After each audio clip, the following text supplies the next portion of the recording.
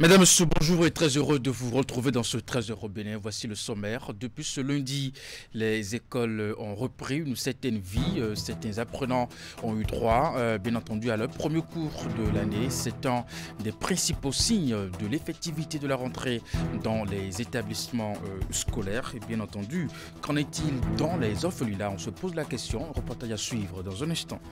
Distribution de kits scolaires aux apprenants des villages de 2 arrondissements de la commune de Dassazoumé. L'initiative portée par Nadine Okumansou, perdue depuis quelques années. L'objectif visé par la donatrice est d'apporter de l'appui aux parents pour les préparatifs de la rentrée. Et puis enfin, du 12 au 15 septembre a eu lieu à Sémékodi les retrouvailles des communautés Rola et Foueda. Bien entendu, c'est la 6e édition, cette fête identitaire qui a été placée sous le signe de l'unité et de la fraternité.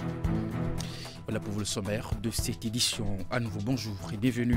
Si vous nous rejoignez en images, des nouvelles pour le moins inquiétantes au sujet de l'athlète béninoise Odile Arouanwanou, la béninoise triple championne d'Afrique d'heptathlon et qui vit en France, portée disparue depuis le 10 septembre dernier, soit une semaine, dans le département de la Seine-Maritime, selon les informations publiées à titre d'avis d'appel à témoins par la police nationale de la Seine-Maritime. Odile Arouanwanou, 33 ans, a déposé son enfant auprès de l'assistante maternelle le matin du 10 septembre et n'est pas revenue depuis lors. Bien entendu, elle se déplace à bord d'une voiture Polo Volkswagen.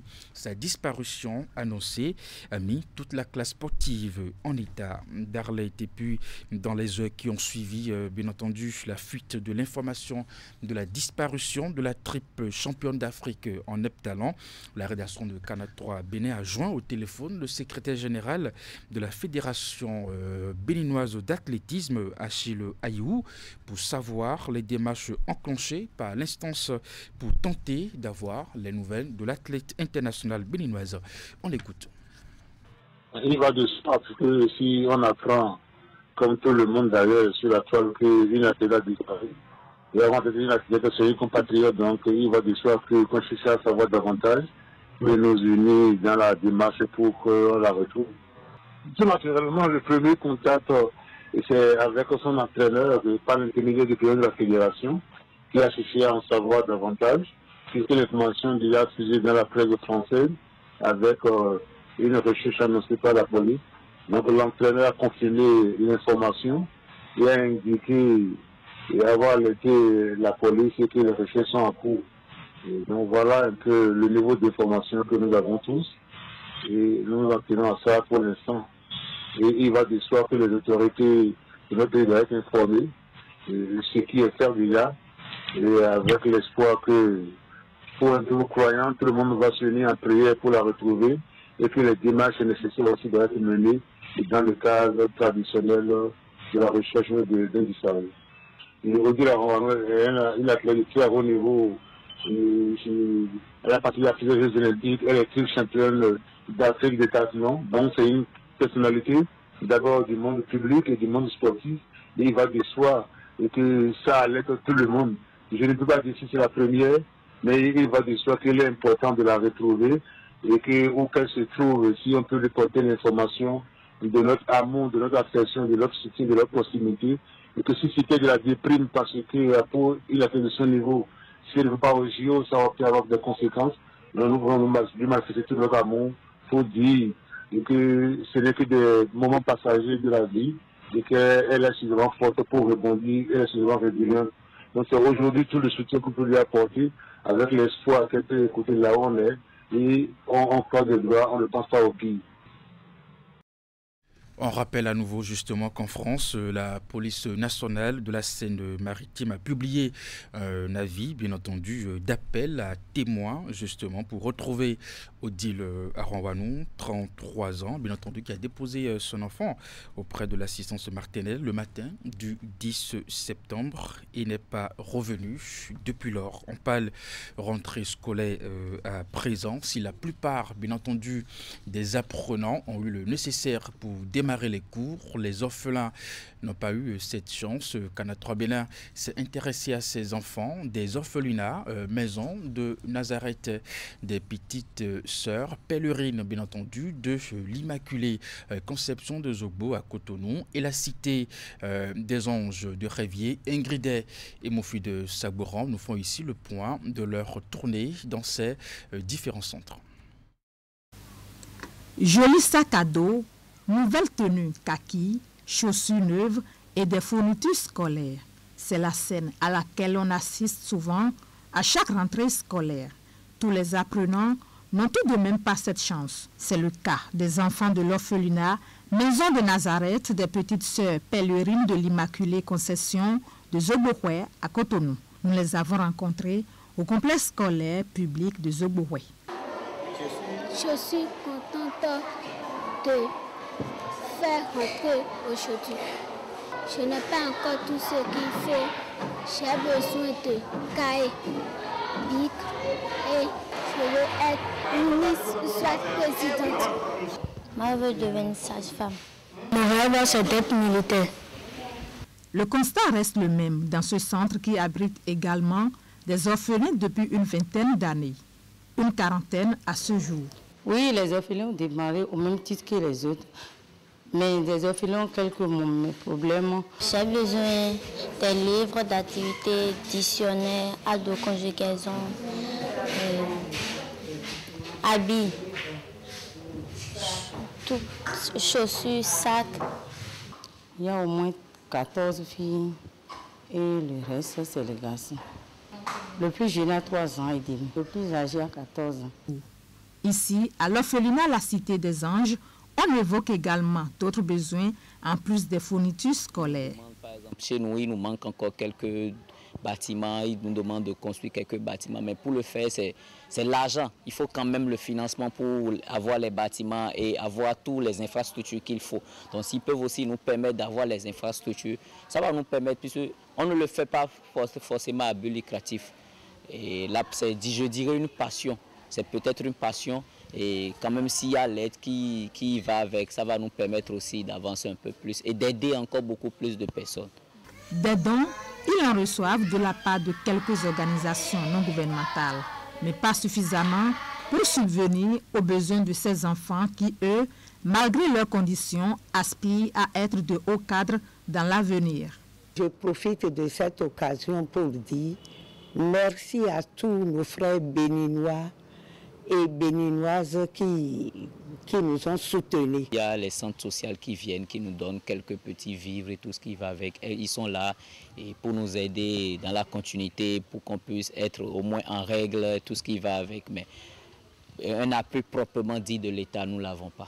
Si le gouvernement peut nous aider, pour le côté des orphelins, les vivres, et puis les documents, et puis les matériels adéquats aussi, ça serait trop bon. Et puis les enseignants aussi, dans le salaire, le paiement des enseignants, ça va nous aussi alléger la tâche. D'autres volontaires sont également appelés à faire parler leur cœur afin de permettre à ces orphelins de réaliser leurs rêves. Et pendant ce temps, certains apprenants ont eu droit à leur premier cours de l'année. C'est un des principaux signes de l'effectivité de la rentrée dans les établissements scolaires. Apprenants et enseignants se sont retrouvés dans les salles de cours malgré les formalités administratives qui ont occupé le clair du temps. La majorité des acteurs de l'école ce lundi. Le cas du collège d'enseignement général de Zogbo à Cotonou avec William Cliquant. Au seuil déjà, la vie et la chaleur retrouvée de l'école se ressentent. La cour grouille de monde. Parents, apprenants et par endroits personnel administratif se bousculent en cette matinée du premier jour de reprise. Mais l'atmosphère des vacances laisse encore traîner son ombre pour un temps dans cet établissement d'enseignement secondaire de Zogbo.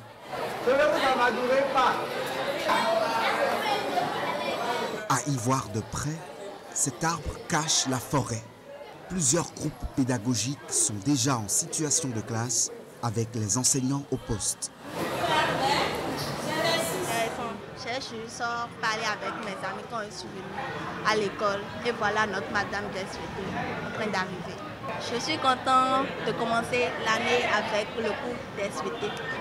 La madame vient d'arriver, donc nous avons commencé avec le contrat didactique. Sans grand monde dans les rangées de tables et bancs, les stylos reprennent du service dans les cahiers, les bâtons de craie aussi, en cheminée habituelle au tableau.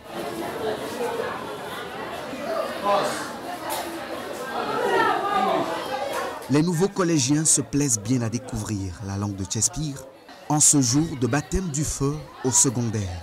C'est différent du cours primaire. C'est différent, ici tout a changé. J'ai eu peur du professeur d'anglais parce qu'il parlait très fort. C'est leur tout premier cours de l'année. Ça me fait du bien parce que je suis venu en 6e parmi les grands. Et je dois bien travailler pour réussir. Le premier contact en anglais avec les jeunes enfants, c'est que de leur imprimer la passion de la langue d'abord. Donc, ce n'est pas de démarrer en même temps avec anglais, mais c'est de démarrer également avec anglais. C'est qu'il faut mélanger les deux pour que les enfants puissent se sentir mieux. Ménageant la monture dès cette entame de l'année scolaire, ces candidats au BEPC 2025 retrouvent eux aussi les salles de classe en ce jour de la rentrée. Je peux dire, pour le premier jour, ils sont venus nombreux. Il y a environ une trentaine dans la salle. J'avais cours à 10 h, donc je suis venue. Vous êtes venus, puis là, quelques minutes après que je n'ai démarré. Donc, on n'a pas encore fait grand-chose. C'est l'étape des présentations et l'élaboration du contrat didactique. Ils vont prendre le programme de l'année et tout. Au collège d'enseignement général de Zobo, les classes d'examen 3e et terminale en bon nombre ont démarré les activités pédagogiques ce lundi matin. Et puis justement, ce lundi, c'est jour de la rentrée scolaire sur l'ensemble du territoire national. Qu'en est-il réellement aussi au niveau des enfants en situation de handicap visuel? Une équipe de la rédaction s'est rendue ce lundi matin au centre de promotion sociale des aveugles de Segbeya. C'est bien à Cotonou pour constater l'effectivité de la rentrée. Pour l'heure, ce n'est pas encore l'affluence dans les salles de cours. Nous sommes avec Teddy Goudalo. Espoir, en classe de CE2, démontre ici ses capacités à lire l'alphabet en braille. Pour un premier contact avec son encadreur, son handicap visuel ne l'empêche de donner bonne impression.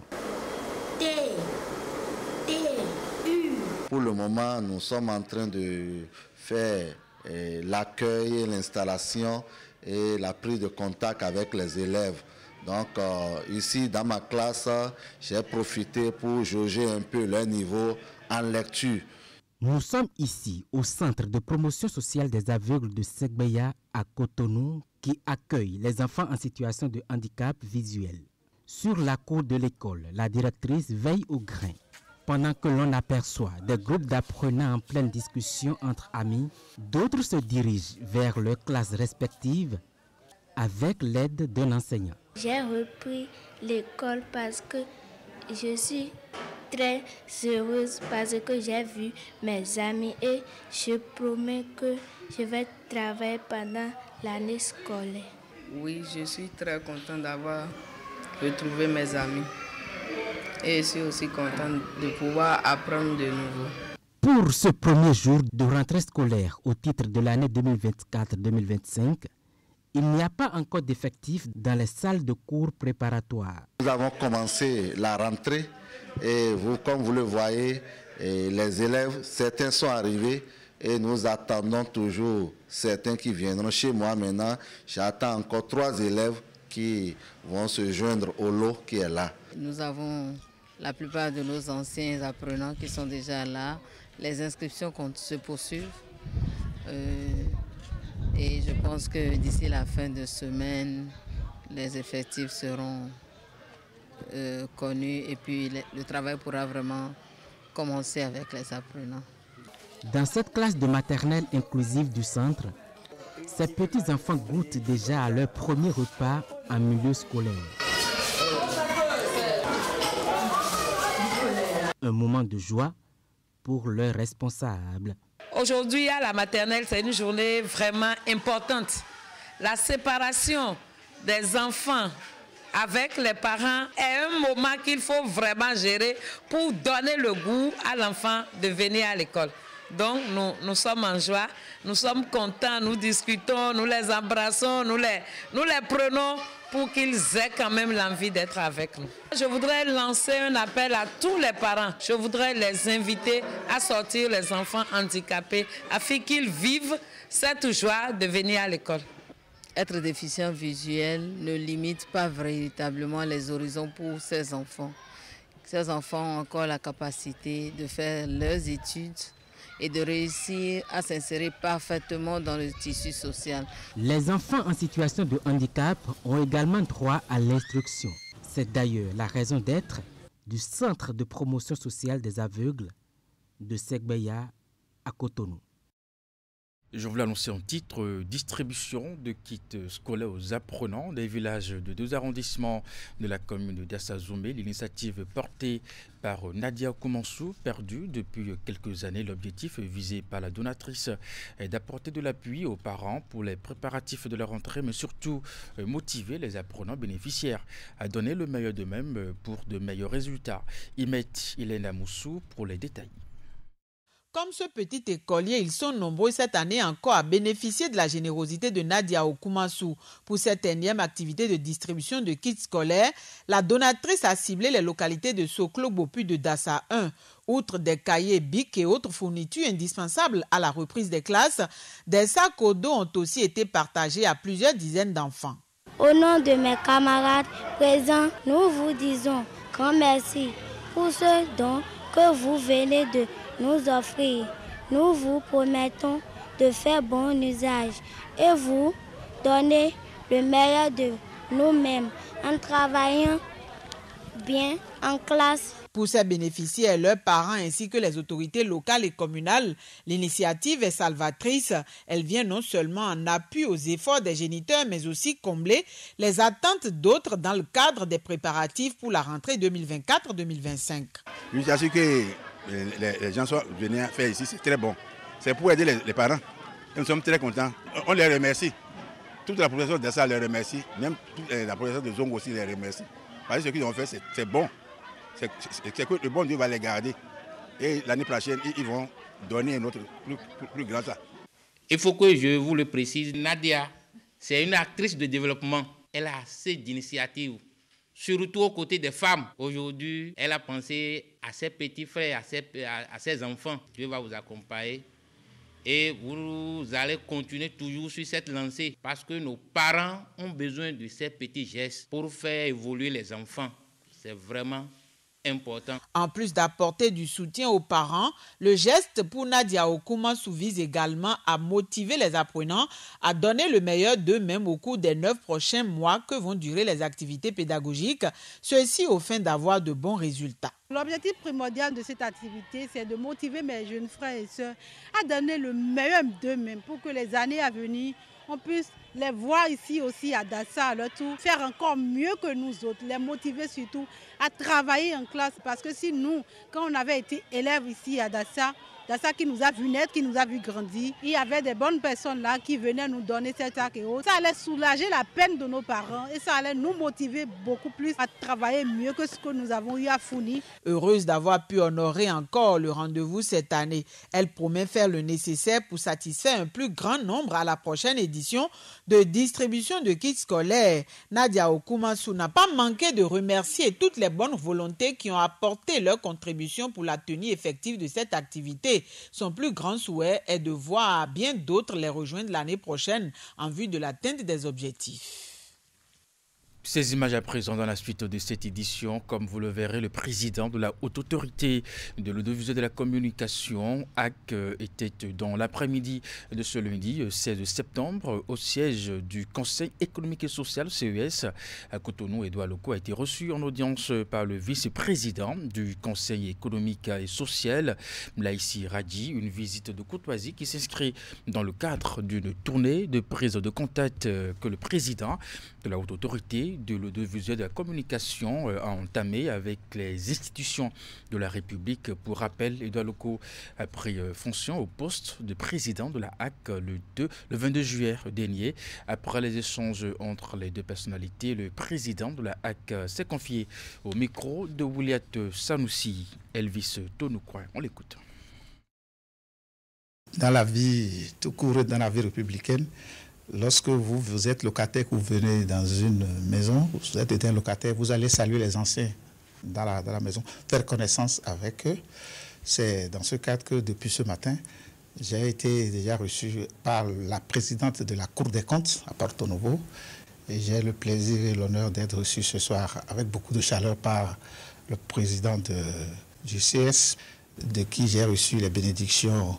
Et c'est un ancien de la maison et les sages conseils pour ma mission. C'est donc un agréable devoir républicain auquel je m'adonne depuis ce matin.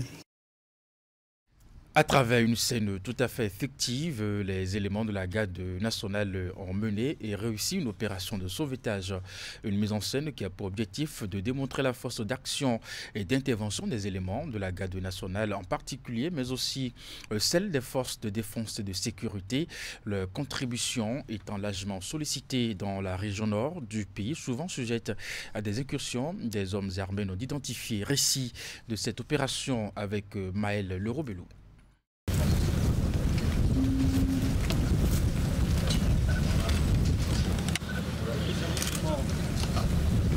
Voici mise en action de façon scénarisée une opération de sauvetage d'un otage.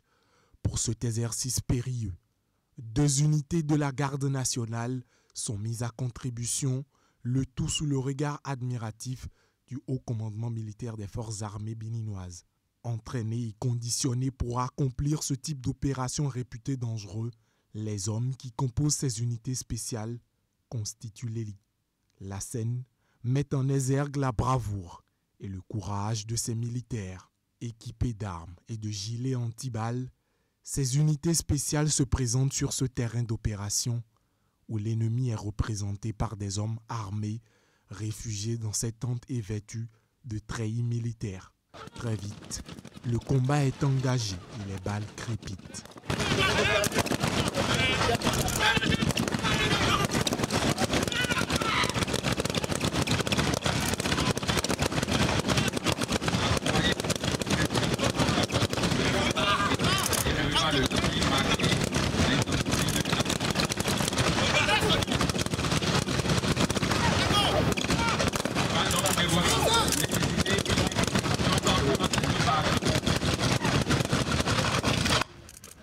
Quelques minutes d'échange, les ennemis sont neutralisés et l'otage récupéré.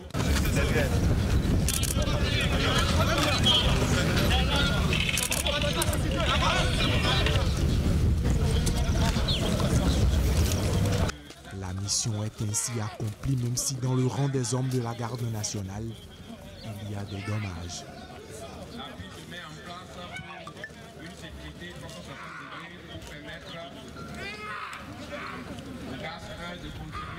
Mais qu'importe, les blessés ont fait honneur à la devise de la garde nationale, vaincre ou périr.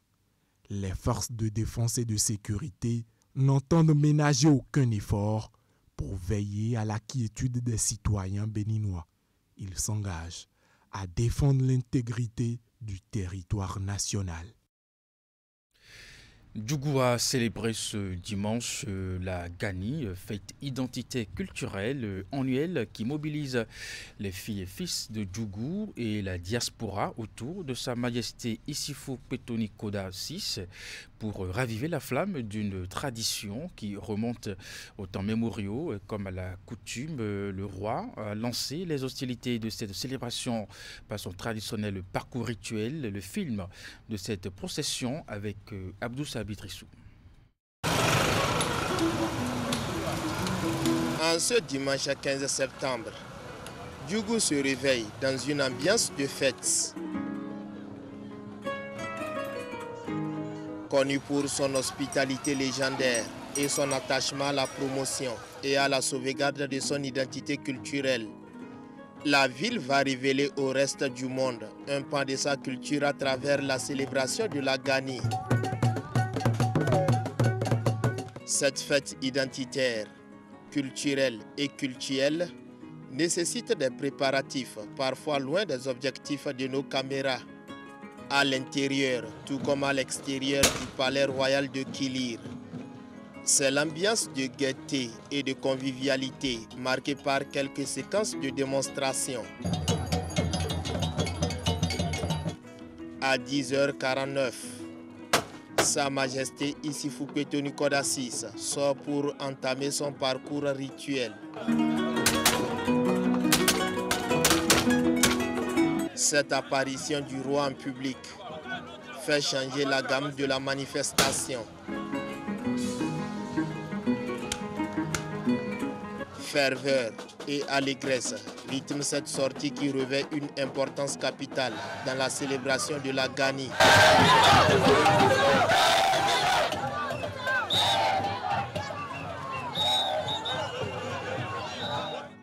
Le souverain visite au cours de cette procession traditionnelle les différentes familles princières et les hauts dignitaires de la religion musulmane. À chacune de ces étapes, il reçoit les honneurs et l'accueil réservé aux têtes couronnées de son rang.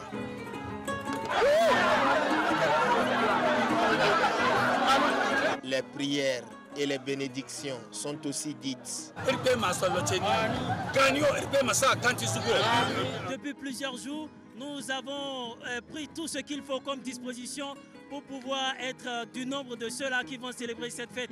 Et donc notre joie n'est plus à démontrer.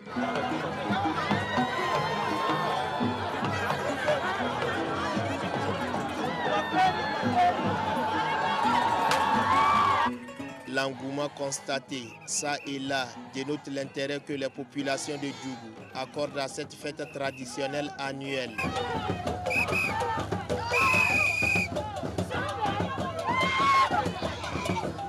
On a quand même conservé auprès du palais le grand baobab qui est centenaire, sinon bicentenaire, et dans lequel nous estimons qu'il y a toujours les esprits de nos ancêtres.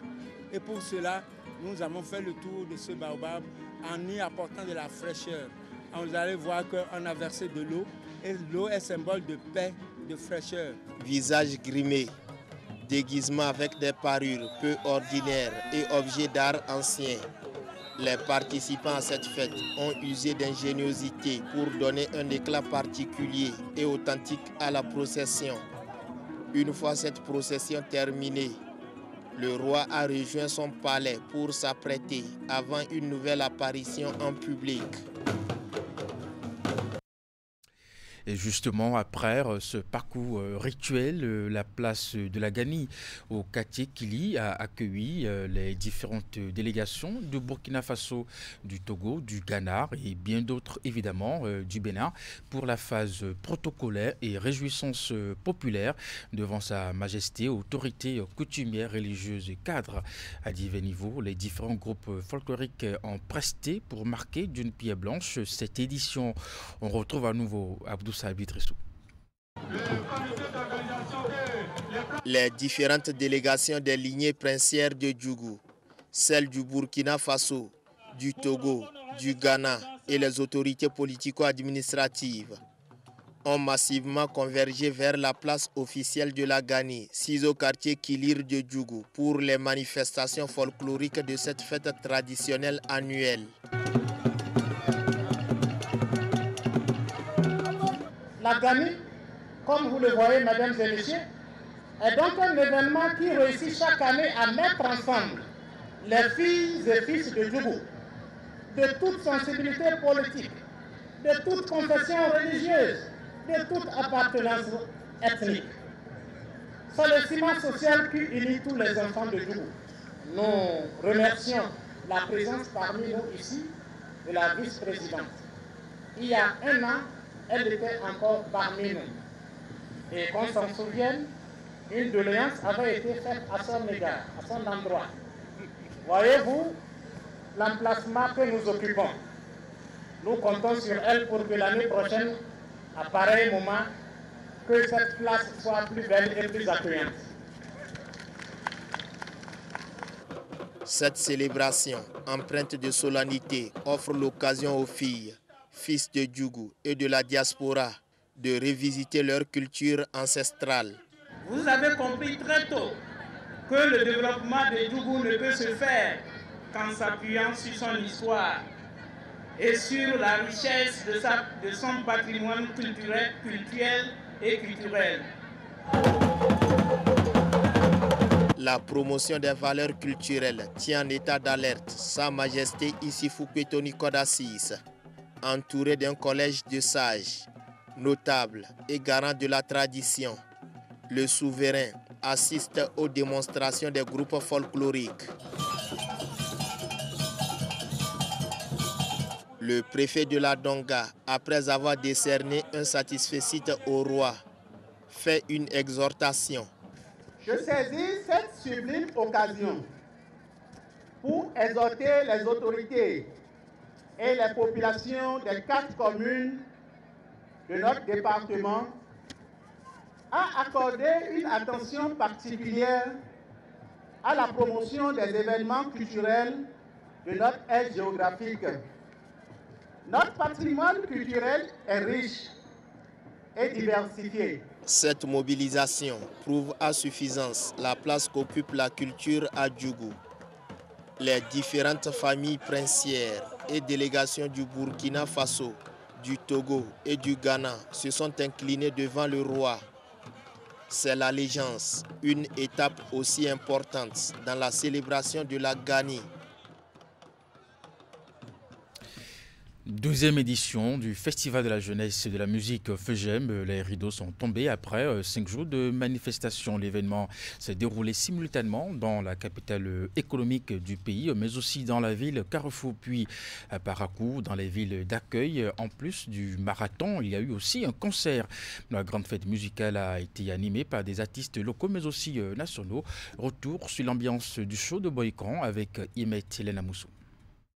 Une grande animation assurée tant par des artistes locaux que nationaux. Le show a duré jusqu'à l'aube. Il est organisé dans le cadre de la phase décentralisée à Boykan du Festival de la jeunesse et de la musique FEGEM.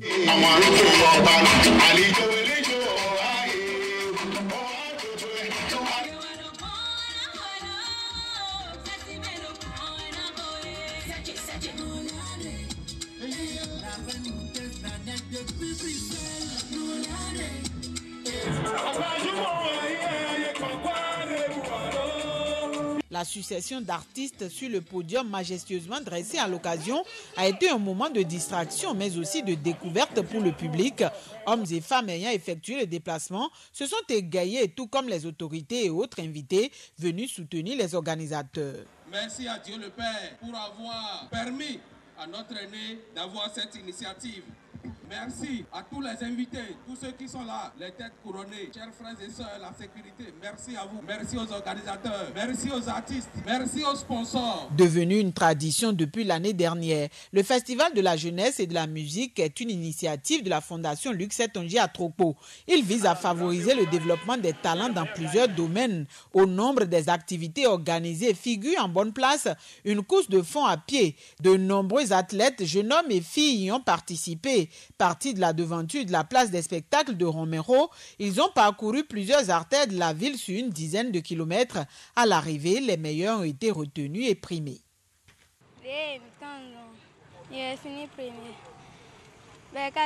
C'est une belle initiative et ils n'ont qu'à essayer d'améliorer ça dans le temps et puis ça sera une compétition incontournable dans la sous-région. Édition 2024 du FEGEM, les manifestations ont été étalées sur 5 jours. Elles se sont déroulées simultanément dans 3 villes, dont Cotonou, Parakou puis Boykan. Plusieurs partenaires et sponsors ont soutenu l'événement.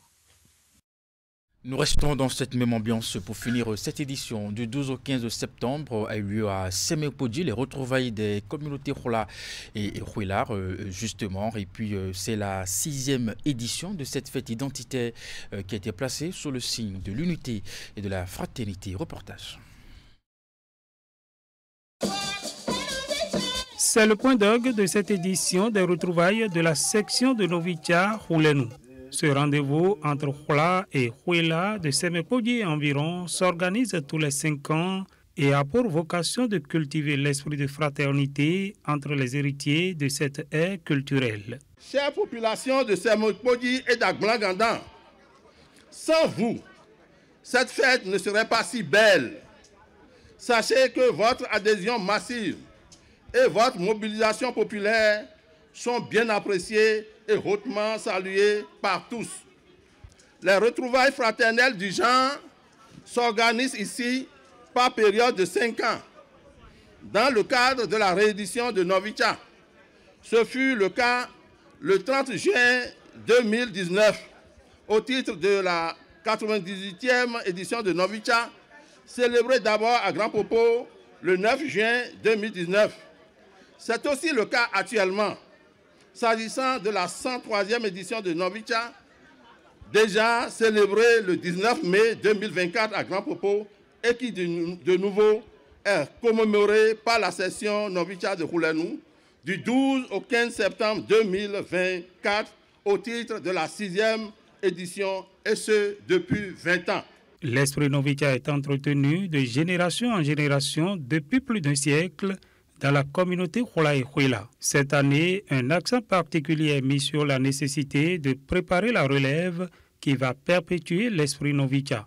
Il faudrait que ceux qui sont derrière nous se sentent Novicha et mettent tout en œuvre pour attirer leurs frères de tous bords qui sont Khola, Khouela et assimilés, quel que soit l'endroit où ils vivent. Celui qui est froid, digne fils de sa coutume, doit assister à la fête Novicha pour préparer le lendemain de ses enfants. Sinon, les enfants vont se perdre. Le message, c'est un message de fraternité, de solidarité et d'union. Nous avons été ensemble à Grand Popo pour la réédition. On a voulu venir ici fêter avec nos frères qui parlent le Rungbe, la langue du couvent, parce que c'est la migration qui les a amenés de Grand Popo en passant par la plage jusqu'ici. Voilà, c'est nos frères. Après 4 jours de célébration, ponctués de manifestations artistiques, culturelles, culinaires et religieuses, l'édition 2024 de Novicha Khoulenou s'est achevée sur des notes de satisfaction générale. Et rendez-vous est pris dans 5 ans pour une autre édition. Et voyez-vous, votre prochain rendez-vous, c'est à 16h avec le bulletin d'information, 19h30, la grande édition de la soirée. Merci d'avoir suivi cette édition et à très bientôt.